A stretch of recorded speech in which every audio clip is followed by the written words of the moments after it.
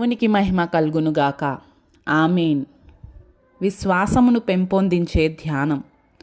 అత్యధిక భారము వలన కృంగిపోతిమి. కొరింథీయులకు రాసిన 2వ పత్రిక 1వ అధ్యాయం 8వ వచనం. క్రీస్తు శక్తి నా మీద నిలిచియుండు నిమిత్తము. కొరింథీయులకు రాసిన 2వ పత్రిక 12వ అధ్యాయం 9వ వచనం. పెనూయేలు దగ్గర విధేయతతో యాకోబు దేవునికి సాష్టాంగపడినప్పుడు అన్ని వైపుల నుండి ఆపదలు అతన్ని చుట్టుముట్టేలా చేశాడు దేవుడు. ఇంతకు ముందెన్నడూ లేనంతగా దేవునిపై ఆనుకునేలా అతన్ని చెయ్యాలనే దీన్ని జరిగించాడు. ఆ ఆపదల దారిలోనే యాకోబు విశ్వాసంలోనూ దేవుని గురించిన జ్ఞానంలోనూ విస్తరించాడు. విజయవంతమైన క్రొత్త జీవితానికి కావాల్సిన శక్తిని సంపాదించుకున్నాడు. దేవుడు కొన్ని సంవత్సరములు దావీదును బలవంతం చేశాడు.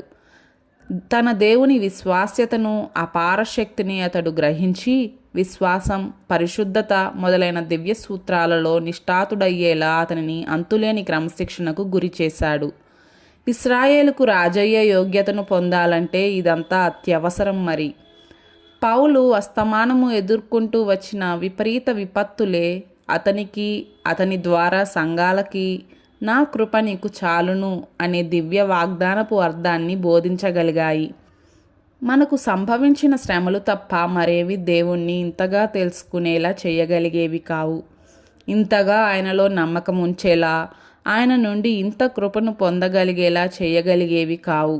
అందుకే మనకు సంభవించే వైపరీత్యాలు మనకు తప్పనిసరి. ఆటంకాలు, బాధలు మన విశ్వాసం వైపు దేవుడు విసిరే సవాళ్ళు. మన విధి నిర్వహణలో ఆటంకాలు ఏర్పడినప్పుడు వాటిని మనం విశ్వాసపు పాత్రలుగా గుర్తించి వాటిల్లో క్రీస్తు శక్తిని, పరిపూర్ణతను నింపాలి. ఆయన మీద ఆధారపడి మనం ముందుకు వెళ్తే మనకు పరీక్షలు ఎదురు కావచ్చు, ఓర్పు అవసరం కావచ్చు, కానీ ఎట్టకేలకు ఆ అడ్డుబండ తొలగిపోతుంది.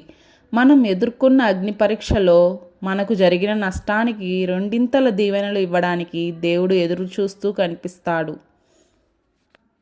దేవునికి మహిమ కలుగు.